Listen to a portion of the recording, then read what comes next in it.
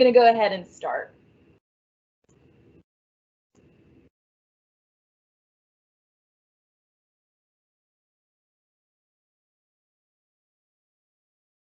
Hello, everyone. We are live, so hopefully you can see and hear me. Welcome today. Thank you so much for joining. We hope you all had a safe and healthy holiday break. I'm Leah McCurdy, Chair of the Art and Art History, Diversity, Equity, and Inclusion Committee. I also teach art history. And many of my committee members are here in attendance. Thank you for being here. We also have members of the UTA Land Acknowledgement Task Force with us. So welcome to you all and welcome to the big UTA community. We are thrilled to bring this discussion to you as November ends. But as you know, November is National Native American Heritage Month, but celebrating and honoring Native Americans of the past and today should not just occur in November. It should be a year-long, a year-round celebration. So we're here to get that ball rolling. So this event has been organized by a large team, including Dr. Ashley Lemke of the Department of Sociology and Anthropology, who is here with us. Dr. Les writing in of COLA, an Assistant Dean and Director of Graduate Studies at COLA, Professor Daryl Lauster of Art and Art History, and the members of the Art and Art History Diversity, Equity, and Inclusion Committee. We'd also like to acknowledge the Anthropology Club President, Aaron Keelty, and PhD student in history, Albert Nungaray, who is they're both unable to join us today, but we really appreciate their contributions. In a moment, art history senior Emily Burkes will introduce our panelists so that we can get into this discussion. We've had some changes to the lineup, but this will be an amazing discussion for it. Just to let everyone in the audience know, we've prepared 4 questions for the panelists aimed at developing awareness about Native American history and identity of Arlington and North Texas. And we also want to learn about how we as UTA community members and members of the North Texas community what we can do, right, to celebrate Native American voices. So we've planned for 15 minutes of Q&A at the end of the session, and that's questions from you, the audience. So if you look to the right of your Teams window, there is a Q&A panel there, and you can offer any questions that you have there. It can be anonymous, it can be based on your name, however you want to do that. And we have a Q&A moderator, Anthropology Club Officer Michelle Hoskins, with us, doing your questions and offering those to our panelists at the end. So without any further ado, to get on into our Honoring Native Americans, Native Histories, and Identities of Arlington and North Texas. Emily, please introduce our panelists. Hi, I'm Emily, so I'll be introducing the 4 panelists today. First, we have Dr. Donna Akers. She's an associate professor in the College of Liberal Arts at the University of Texas at Arlington. Dr. Akers has written many books and articles on Native peoples relocated to Oklahoma, the stereotypes they endure, and the struggles of dispossession of their ancestral lands. She teaches women's and gender studies, history, and anthropology courses at UTA. The next is going to be Mr. Michael Burgess. He is a descendant of the Comanche chiefs Moe and Horseback. Today, he is the president of the Pawnee Nation College in Pawnee, Oklahoma, before which he was a professor of American Indian Studies at the college. Mike has been involved in education and community organizing for decades in California and Oklahoma. Among others, he has worked with the Caddo Tribe of Oklahoma, Delaware Nation of Oklahoma, the Comanche Nation, Kaw Nation, and Seminole Nation of Oklahoma. Next, we have Sampson Oliver-Edza Dewey. He is the president of the Native American Student Association here at UTA and has been an active member for the previous 3 years. He is an industrial engineering junior and is a Pout from the Fallen Pouts Shoshone Reservation in Nevada. So sorry for that pronunciation. He is an active in the local Native American community and helps out with the youth mentor group Soar Beyond. And lastly, we have Dr. Les D. writing in, who is of Pawnee and Osage descent. He is currently the Assistant Dean and Director of the Graduate Studies for the College of Liberal Arts at UTA. In addition, he is the lead advisor for UTA's Native American Student Association and vice chair on the Board of Trustees for Pawnee Nation College in Pawnee, Oklahoma. Dr. Wrightington is a strong advocate for Native agriculture, and his uses is a trustee of Pawnee Nation College to forge new opportunities in agriculture for our new fertile trust lands. He has made numerous presentations on Native American sovereignty, and his latest article, entitled Crossing Bridges, First Generation Native American Studies at College, will be published in 2021 in the book At the Intersection, Unpacking the Experiences of First Generation College Students Today. Thank you so much, Emily. Thank you to Emily for introducing, but also to our panelists for being here. So to start us off, like I said, we have a couple of several prepared questions. And first, we'd like to ask our panelists to discuss what Native communities lived in the DFW/North Texas area and in Arlington historically.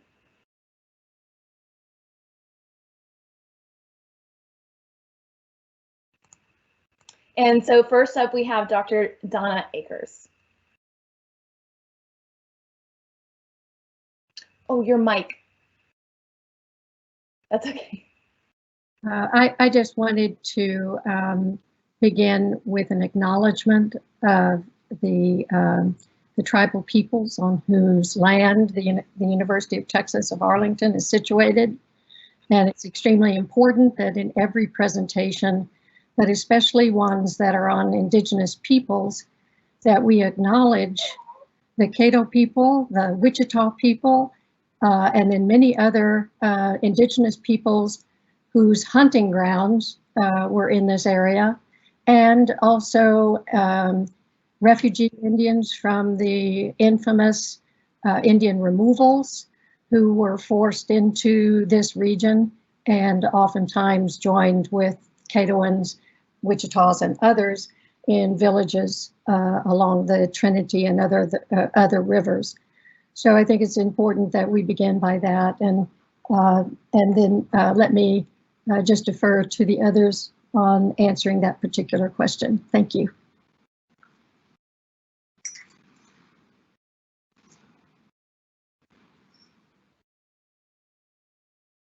Would you like for me to continue? Great, sorry. Yeah, thank you, Dr. Akers, and thank you so much for that land acknowledgement, because as I said, the UTA organization has a land acknowledgement task force to make such acknowledgements very official for our campus. Sampson, Dr. Wrightington, would y'all like to offer any other additional information about the Native communities who've lived in this region in the past?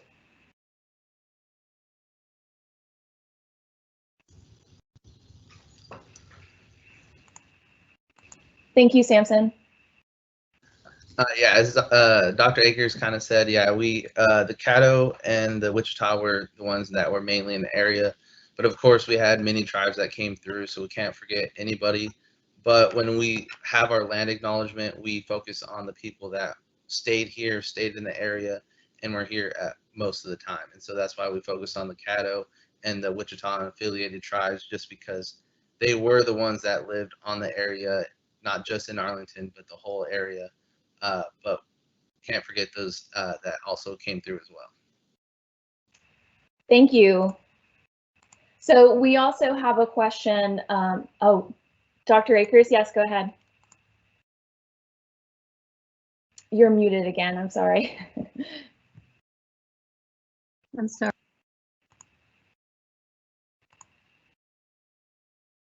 I'm so sorry, it's, there we go. I'm so sorry. I think it might be appropriate for us to take a look at some of those slides that I prepared if you think it's an appropriate time. Yeah, do you have them shared already? They're not. No. Let me see.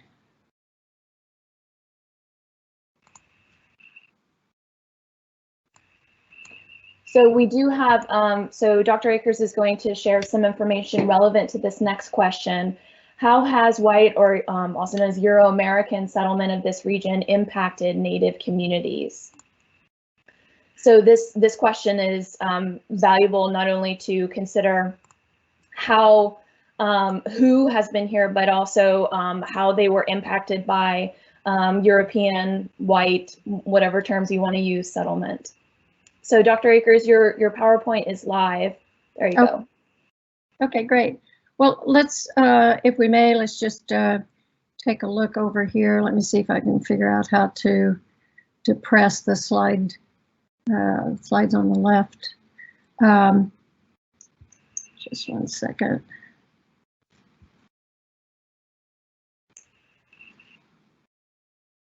Okay, so I think it's important for us to take a look at this real quickly. This is the ethno-linguistic distribution of native Texas Indians. And so if we look at the number or the year 1500, the map on the left shows us that in this area there was a southeastern culture. A lot of the mound builders were the antecedents, and those have been attributed by archaeologists to the Caddoan people. The map here on the right, 1776, as many of you recall, that's the year of the American Revolution. And the Osage people were just over the border and dipping into North Texas, what became the state of North Texas. And then you'll see here that the Wichita people and many of the Caddoan peoples were all throughout this area, which is what we would consider DFW.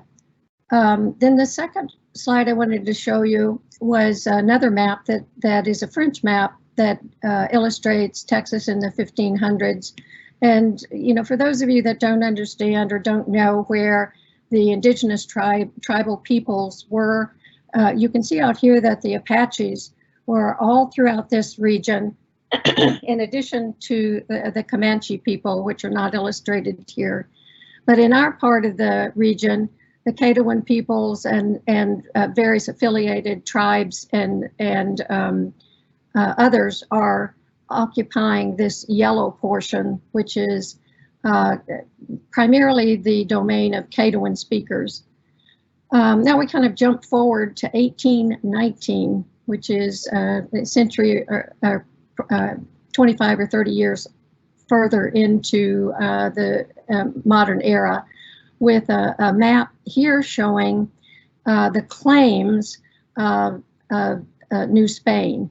So you see that the Spanish designated the portion of the U.S. that we are currently in as the New Philippines, and this entire area was all the claimed area of New Spain in 1819. And you see the designation of the United States over here, and the so-called Missouri Territory and the Oregon Country, and for that matter, 90% of this so-called New Spain area, these are simply claims made by colonizing powers. The indigenous peoples lived in these regions and had lived in these regions for centuries untold, and these were their territories, but typical of our map making, controlled by the knowledge system of the colonizers, we see only claims, and these claims are represented as fact, and they weren't. These were all contested territories.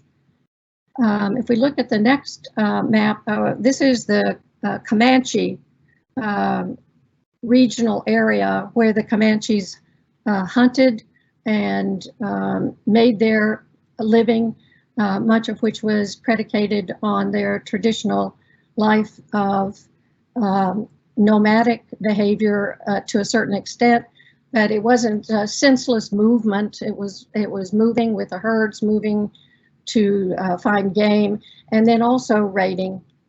The next map, this is 1837. So if you recall your Texas history, this was the point at which the Texas Republic was declared an entity.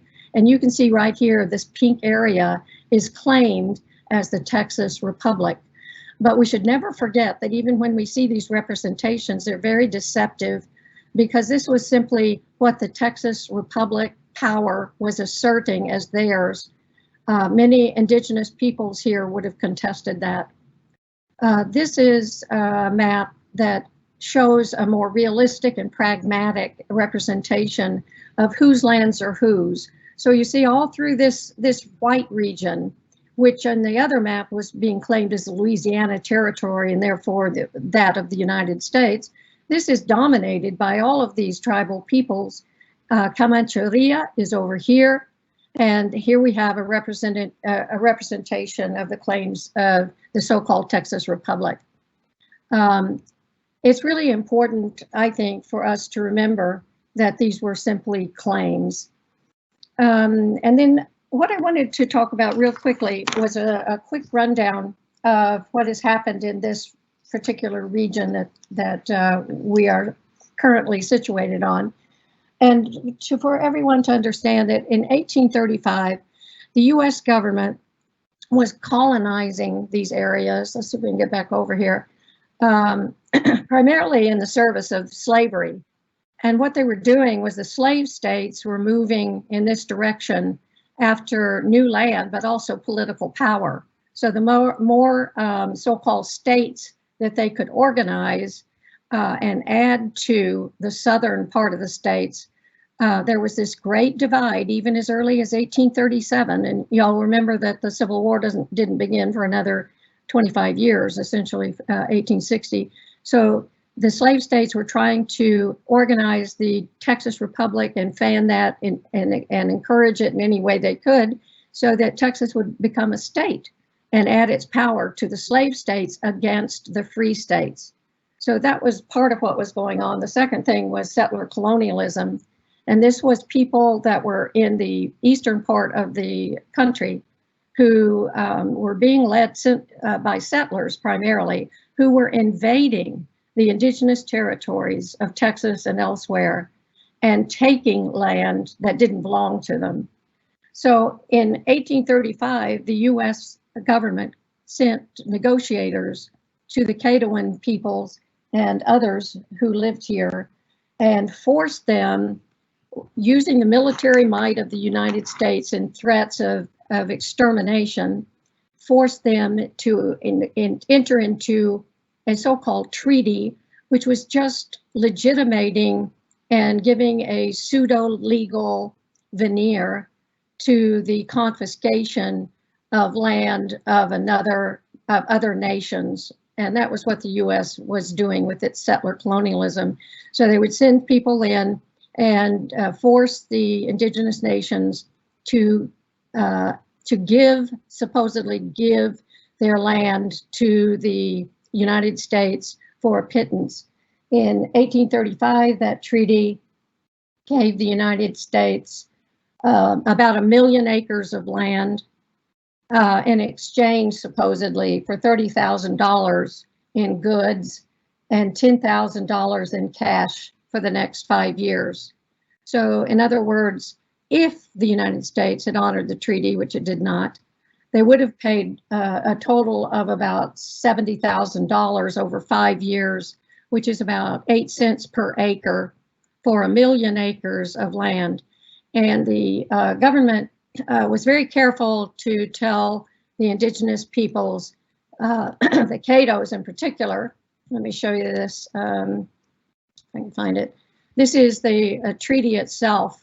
And if you look down here with me to this last sentence, it says the said Caddos further agree to remove at their own expense within 1 year outside the boundaries of the United States and territories, and to never more return to settle or establish themselves within the same as a nation or tribe. So they were holding a gun to the head of the Caddo people and made them give up their lands for a pittance, and then made them promise to move to what was a foreign country, which was, of course, New Spain or Mexico. And the United States, was going to renege on that after paying a little bit of the money. They quit paying, and the Caddo people were left with no recourse whatsoever. So I'll just stop there. There's much more to the history of the Caddo people and the Wichita people in reference to their relations with the United States and settler colonialism. But for the purposes of our meeting today, I just wanted to show you a little taste of what has happened. And let me end with just showing you this one slide, which illustrates the attitudes of Texans toward Indians. This is Mirabeau Lamar, the president of the Republic of Texas. His statement at one point in his dealings with the state legislature, or the Republican legislature. He said, "As long as we continue to exhibit our mercy without showing our strength, so long will the Indians continue to bloody the edge of the tomahawk and move onward in the work of rapacity and slaughter. It is time we should retaliate their warfare, not in the murder of their women and children, but in the prosecution of an exterminating war upon their warriors, which will admit of no compromise and have no termination except in their total extinction or total expulsion." That is, in a nutshell, the entire attitude of Texans toward indigenous peoples in this area. The indigenous people were trying to defend their lands and their homes. And of course, the colonizing power turned that into bloody Indians loving the tomahawk and raping and slaughtering our innocent people who merely have come in and taken their land without compensation or permission. So it's sort of a shocking encapsulation of the attitudes of Texans toward indigenous peoples, and we shouldn't pretty it up and pretend like there was some sort of justification for this, because there was none. And with that, I'll conclude my remarks. Thank you.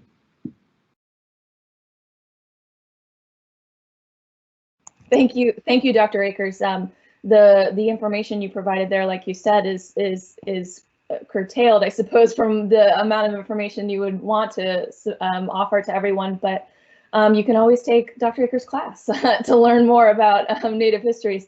So I'd also like to ask other panelists, so Sampson and Dr. writing in, whether you'd like to offer other information specifically perhaps about Arlington, whether there are, for example, students who are looking to be outside because of the current situations about isolation, whether there's specific locations in Arlington that are significant to Native American communities.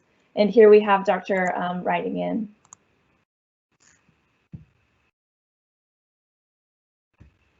And we'll go ahead and unmute you, Les. Sorry, I know it's the trouble. Thank you very much. And thank you, Dr. Akers, for that wonderful lesson for a lot of folks that are unfamiliar with our past here in Texas, as well as our in the nation. One thing, when we localize this more into the Texas community, the slide that really captured me was the slide regarding the Texas Republic. The Texas Republic viewed Native Americans as invaders, which is when we're indigenous to this land, yet the Texas Republic came in and viewed Native Americans as invaders. And there is a site close to where Fort Worth and Arlington meet, where a very large battle happened. And this battle was, I believe, in the early 1840s. 4,000 Native Americans died there. And it's right here in our community where that happened. And I'd like to ask the attendees just to think to themselves, were you taught about that battle in school? Does anyone know about that? We certainly know about it, but how many classrooms today teach about the violence that happened toward Native people just because of the land, just because of this colonization that was happening? This was a time period called extermination, and it happened right here in Texas. And that battle in the early 1840s is a highlight of the extermination period. So that's kind of what I wanted to add to what Dr. Akers said just now. Thank you, Dr. Wrighting. And I believe sort of commonly that battle is known as the Battle of Village Creek. That sounds right. Right, and those folks who might be interested in heading out on a little excursion, you can go to the Village Creek Park, so the Park of Village Creek, and see a plaque that unfortunately only really offers recognition to General Tarrant, who was the individual who was leading that battle against Native populations, and for whom Tarrant County is named. So our very structures, our very political structures, relate to these this violence and the inequalities, the unequal treatment. So Sampson, did you have anything you wanted to add in terms of the local histories? Yeah, they pretty much summed it up. I have more about the current Native American community than the history. Absolutely. So that's something I'm excited to get to. So before we do, I do want to reflect upon the idea of going and seeing and markers, because as we mentioned, there is a UTA land acknowledgement task force that is hoping to get official recognition about the UTA campus. So the question I'd like to put forth and offer your ideas beyond this question as well. So we have historic markers in Arlington and Tarrant County. There's the Birds Fort or Birds Treaty marker that's near the Viridian development. You have to like snake in there, but you can find it. And these still present colonial narratives and suppress Native American culture and dignity. So the question really is, how do we update history and rewrite it in a way that reflects multi-directional perspectives? And, I guess more literally, how can the members of the UTA community, students, staff, faculty, address this issue with the city of Arlington, for example, or at the university level?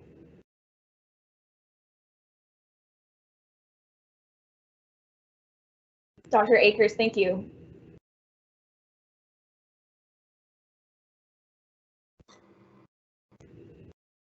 Oh, we'll have to mute you again. There we go. You should be good. Okay. Yeah, I have worked on historical markers throughout my career, and I don't know if you mentioned my tribal affiliation is with the Choctaw Nation of Oklahoma.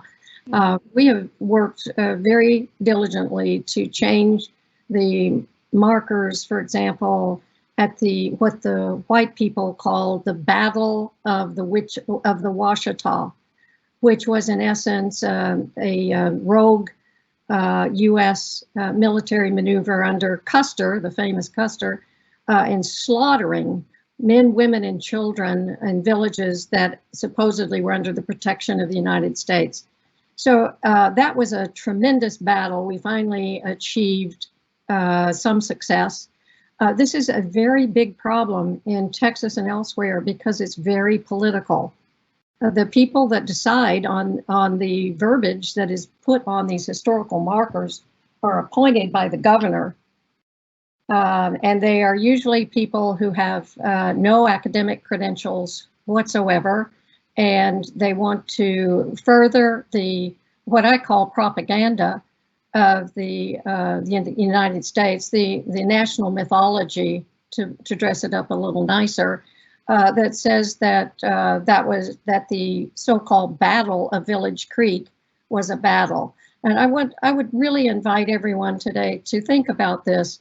The United States troops and the Tarrant County, or the General Tarrant's volunteers were out to exterminate Indian peoples. And what they did when they attacked Village Creek was they attacked the homes of people, with women, children, old people, babies, people that were in the middle of cooking meals or sleeping or doing their usual daily activities, and they fell upon them with no warning whatsoever. And the people that attacked them, of course, were all men. They were intending violence, and they were carrying weapons to kill the people. So even though Lamar in his statement that I read said something about not exterminating the women and children, what typically we find in so-called battles like this is that they're simply massacres. The troops move in and they kill everything that is alive, everyone. If you're shooting at some man who is standing in the middle of a home with his family around him, you usually are not going to just kill that man. You're going to hit the innocent children and women who are standing with them. So this is something that's really problematic. When we look at the colonizers' history, it calls this the Battle of Village Creek. This was an unprovoked attack on several Indian villages without any warning whatsoever. The Texas people, the Rangers and others that perpetrated this could have come to the indigenous people and said, we're going to have a battle. You know, we don't care what you say. We're going to attack you. Now send your men out to battle us. But they didn't do that. They attacked the village. So I think people need to understand the genocidal intent of these people and the way that history is produced. It's written by the victors.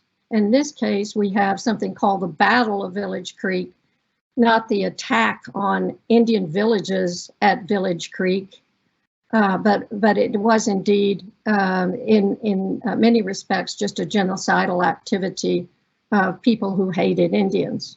So that also occurred, incidentally, on May 24th of 1841, and there were Caddos, Cherokees, Creeks, Seminoles, Anadarkos, Kickapoos, and Wacos encamped in 4 villages that were attacked. So as you pointed out, Leah, it was led by General Tarrant, but also there was a captain there named John B. Denton, and Denton was killed in this military action. And of course, he's the one who was honored by Denton County and the city of Denton, naming themselves after him. Thanks. Thank you, Dr. Akers. Yeah, that really, you know, we have to think about these histories. And to really think about what you're saying. So there were villages of Native American peoples that were raided and endured, you know, large amounts of violence prior to any part of Arlington being what we think of Arlington today, right? And so these are the types of things that we should consider as members of, if you don't live in Arlington, right, then as members of an institution in Arlington, you know, UTA. Dr. Writing in, did you want to add? Please do. Oh, I'll unmute you. Thank you. Regarding the question of land acknowledgement, I do chair that committee. And one of the things that we're working toward on that community is to correct this lack of recognition that Native communities receive from the state, as well as really from the people in the Dallas-Fort Worth and North Texas region. There are lots of people who simply believe that Native American communities don't exist here. And that's because of this history that's been dominated by non-natives. They have written the history here, and the Land Acknowledgement Group is hoping to correct that. And when I say that, we have to be mindful of the folks ahead of us that has done a lot of work to help pave that path. Right here in our own community, Peggy Larney has done a wonderful job in recognizing Native American achievements. And I was honored enough to be on her working group to establish Native American Heritage Month in the state of Texas about 4 or 5 years ago. And so I wish Albert was able to contribute today, because he's has worked very diligently with Tarrant County as well as with the school districts in recognizing Native American accomplishments and achievements within our own area. So our Land Acknowledgement Group is continuing that and focusing on the University of Texas at Arlington. And so it's very important work that we're doing. Dr. Akers, as well as some students are on that work group, and some faculty as well. So I just wanted to address the land acknowledgement portion of the question. So thank you, and we should also mention that during his time at TCU, Albert was involved in getting the official land acknowledgement through TCU. So this is not just something that is relevant, say, to Arlington specifically, right? It's a larger need across our communities. Right. Absolutely.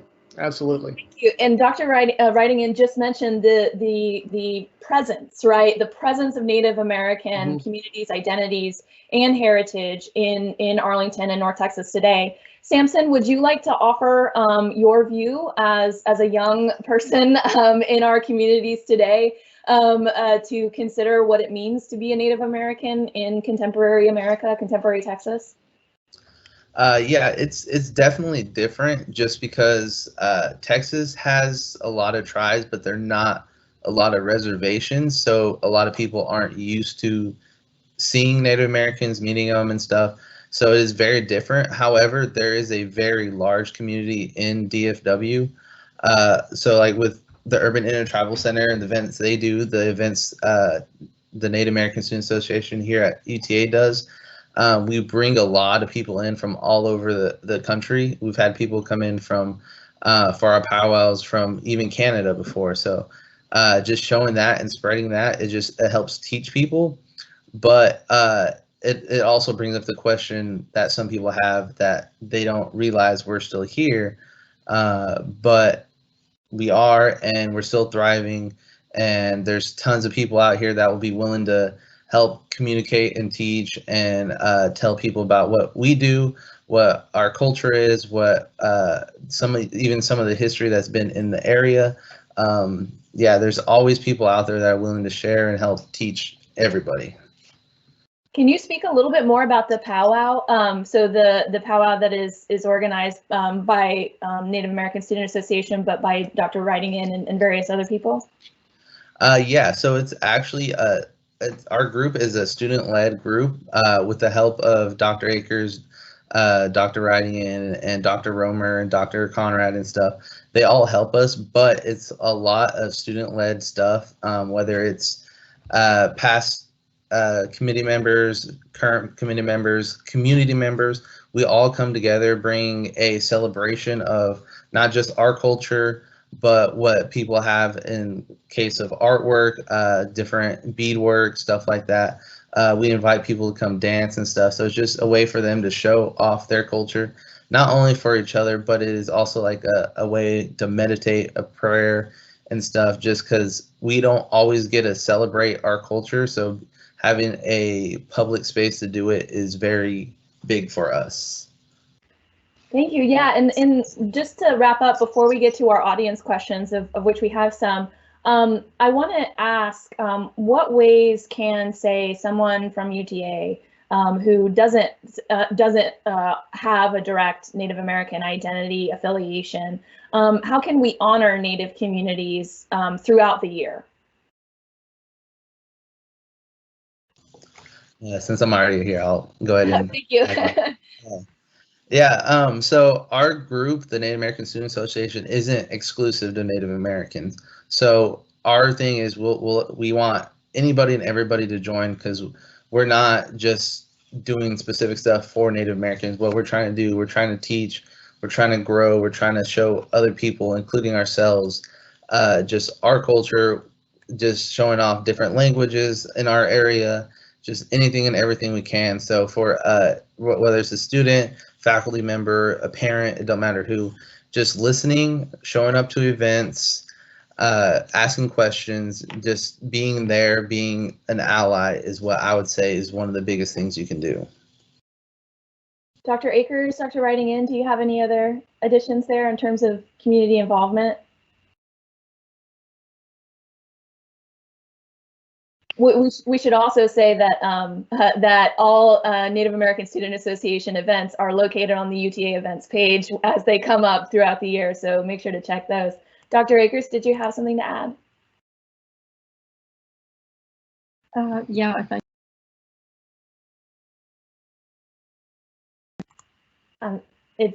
I'm sorry, your mic is muted again, and it doesn't let me toggle it. I'm sorry.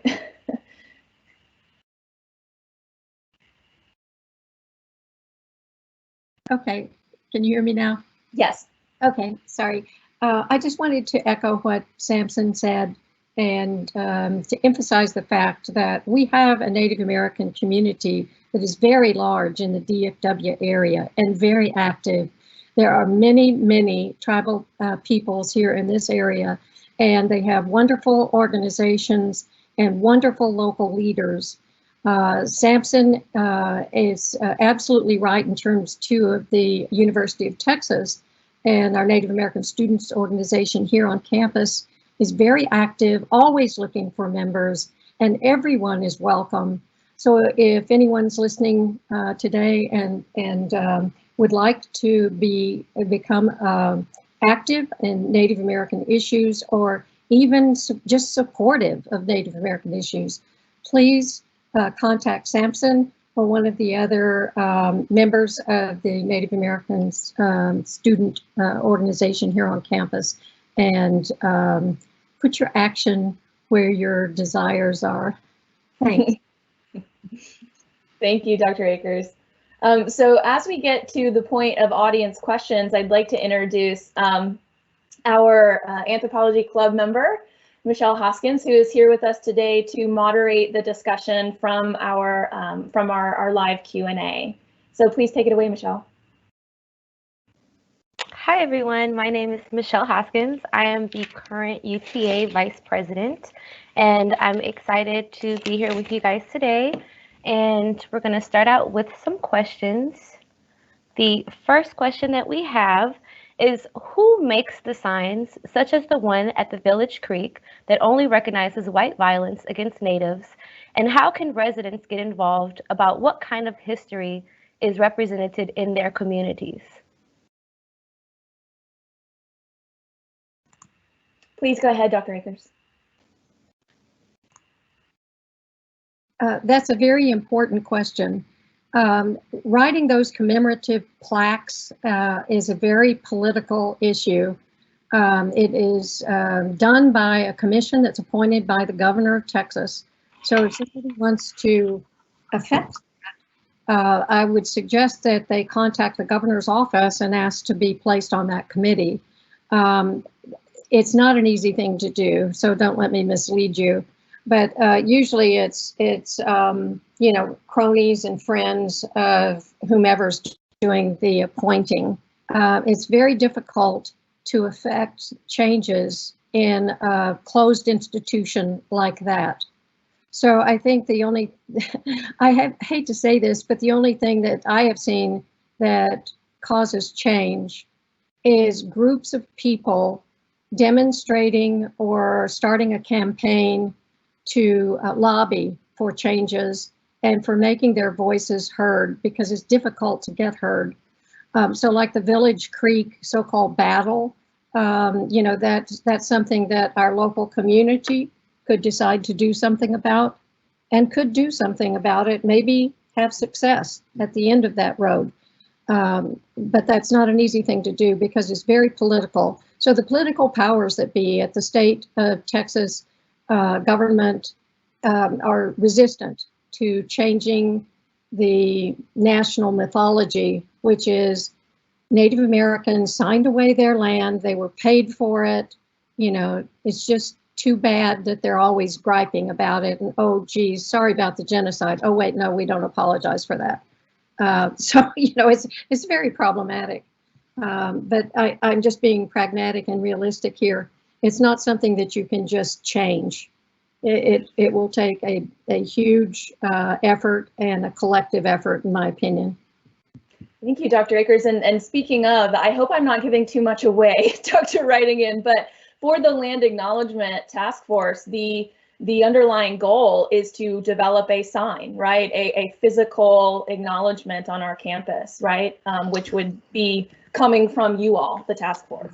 That is correct. Not only coming from us, it's going to be coming from students as well. And so it's going to be more than a sign. It's going to be an acknowledgement. And then this is still very much in the planning stage, but we hope to have some sort of visual representation that everyone can see located on the campus. We have a solid idea of where we would like this, But because this is still in a stage of planning, I don't really want to share where we're thinking of or what is actually going to be on the statement until we get some more approvals. But I will say that the path looks very, very good for us. We have a lot of support, and it's something that we are very, very excited about. Thank you so much. And Dr. Lemke would like to offer her thoughts. Thanks, Leah. Am I muted? Can you all hear me? Yeah. Excellent. I just wanted to say thank you to all our panel members, but to make a brief comment about a couple of themes that have come up kind of about what Dr. Akers said about history is written by the victors. I think that's a really important comment, particularly when we've already discussed in this short panel that maps are extremely biased and historical markers are extremely biased and often textbooks are extremely biased. So I think one of the most important things that anyone can do is develop a critical eye because most of the published history or this kind of national mythology, like Dr. Akers said, is extremely biased, and it's just kind of opening your eyes and thinking like, is this map accurate or is this historical marker accurate? You know, there's always the flip side of the coin, and as an archaeologist, I think it's important that we work actively as a community to kind of actually say what happened rather than promoting this propaganda. But anybody can kind of develop these critical eyes when looking at markers or maps, just kind of always know that there is a biased representation of historical events oftentimes. Thank you so much. And I think this relates to our next Q&A question. So Michelle, would you like to ask that? Yeah, thank you so much, Dr. Lemke. I was just thinking that this goes great with the next question. Is there a likelihood that by incorporating different points of views, that the actual history of Texas and the role of Native Americans will make it to textbooks in our public schools? I see Sampson has a thought. Actually, they are working on something now. As I mentioned, Dr. Romer, he's one of our faculty advisors. He's on a board right now that's working on a Native American Studies program for public schools in Texas. So they are working on stuff. It's just, of course, it takes time. It takes a lot of hoops to jump through just because, again, history is written by the victors. So adding in that other point of view, it's a little bit harder. But when it comes to actual like college level courses, there's always courses. Dr. Conrad, one of our other faculty advisors, he teaches history. I want to say it's before 1900s, and his big focus was having a focus on different points of view, not just the Euro-American colonist point of view in history. And so there's always courses, but they are working on something. Thank you, Sampson, and Dr. Akers would like to add as well. Yes, I've done a couple of projects on rewriting textbooks and decolonizing textbooks. And in the state of Texas, it's very difficult. So in the state of Texas, the governor appoints a textbook committee. They review all the textbooks. They decide what's going to be in history and what's not going to be in history. And it's very, very political. So, you know, you can't just say, gee, we realize that this is biased, so we're going to try to include other voices. Let me point out, first of all, that this is not, that correcting the erroneous national mythology, which constitutes much of history, is not a matter of adding a Native American perspective. It's a matter of rewriting the factual information according to a more objective view. So for example, calling the massacre at Village Creek a battle is a very important distinction. And yet that's something that would be fought tooth and nail at the Texas Textbook Commission. They would not allow that change to happen. So again, it goes back to politics and power. And in order to change those things, we have to really work over the long term to displace this national mythology and in its place to present an unbiased perspective. So people need to understand how history is written. So the history of Texas in particular, just real quick, let me point out the very biased military reports from Terrence, from General Terrence military expedition, sent reports to the Republic of Texas and told them this is what happened and this is what we did. Yay us! Everybody applaud. Let's all celebrate. Lots of Indians died. That kind of hysterical mythology is now used as the basis for writing contemporary history accounts and history books. So they go back to somebody that was the perpetrator of this really an awful genocide, who viewed it as wonderful and justified, and God, we got those Indians, didn't we? And they use that as the basis for writing today's history textbooks as an authority, because see, that guy was there. They don't have the Indian voice, do they? That's not in the historical record. So that's where the problem comes in writing history. It's based on these old biased accounts that were written by the perpetrators. And so we have to rewrite history using, as Ashley pointed out, archaeological expertise, anthropological expertise, but most importantly, the oral histories of Indigenous peoples themselves, many of whom have preserved what happened, passed down from generation to generation, and it's an extremely important source. Thank you. Thank you. We have a couple other questions, so I want to make sure we can get to these other important questions. Michelle. Oh, let me unmute you. Thank you. All right. Does the city of Arlington host any events during a typical year to honor or acknowledge regional Native heritage?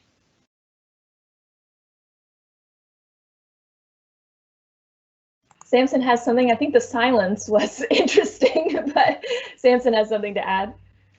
So to my knowledge, just basic knowledge, I don't know if the city of Arlington themselves have anything, but anytime our powwow comes around, they do put on their website that the powwow's coming up. They put the details and stuff. So they do that for us, but to my knowledge, there's not like an actual separate event that the city does host. Thank you. Michelle, and we want to make sure we can talk about this other question. Yeah, for sure. All right. We've all seen, I've seen a few videos on social media where there's a racist white American telling someone to leave their country, usually followed by derogatory remarks. The person asking the question was wondering how Native Americans and Indigenous peoples feel when they experience such rudeness, and how do they react to those situations?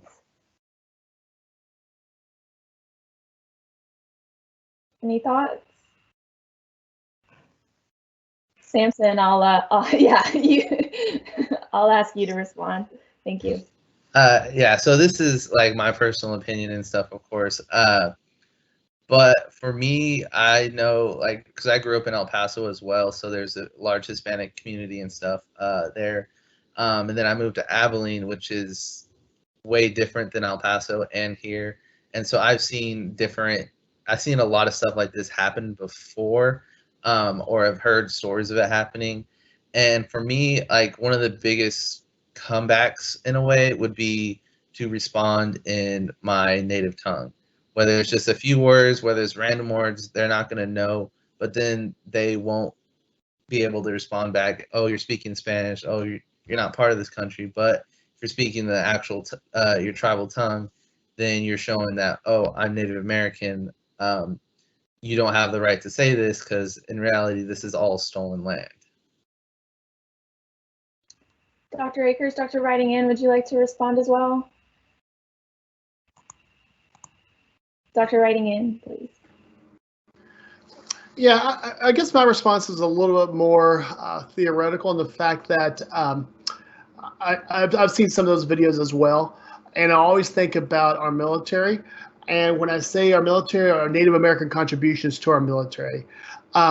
Native Americans are warriors. They've always defended their lands. They've always have a very strong warrior aspect about themselves. And so we have a very, very large, I believe the largest per capita of veterans and Native Americans who are in the military right now. So when they see actions like that we, you know, at least from my perspective, I think this is our America, and we're going to defend it. And anyone that's a citizen and anyone that's in this country now, then yes, they are part of the United States of America. And I certainly don't share what the videos are saying or displaying. And so that's just kind of my view of when I see stuff like that, is the fact that we're all in this country together now. So. Thank you. Mm-hmm. Yeah, and just to end, we want to thank all of you, the audience members, for being here, and as many have said, really considering, perhaps reconsidering or newly considering how history is written, the types of voices that are often not input into our histories, and how we, the royal we, right, how we might affect change in bringing Indigenous Native American voices into the spotlight. So that's what Native American Heritage Month is supposed to be. But again, let's do this year round. So again, thank you to all of our panelists, Dr. Akers, Dr. Writing In, Sampson, and thank you to Dr. Ashley Limke. Thank you to Emily Burkus and to Michelle Hoskins for helping us out with this event. And we'd also like to give a shout out to President of the Pawnee Nation College, Michael Burgess, who was introduced early on, but due to technical issues, we couldn't get him into the call. So we do appreciate you all being here, and stay safe, stay healthy out there. Keep up the good spirits. We have thank yous coming in from many sides. So we hope that you've enjoyed this, and please do get in touch with the panelists, with the Native American Students Association, with any of us if you have questions and you want to get involved, because as many of the panelists said, it takes the numbers, it takes the people to make these statements. Thank you so much. We've done well on time. I am excited about that, and I'll send thanks to everyone again. Bye-bye.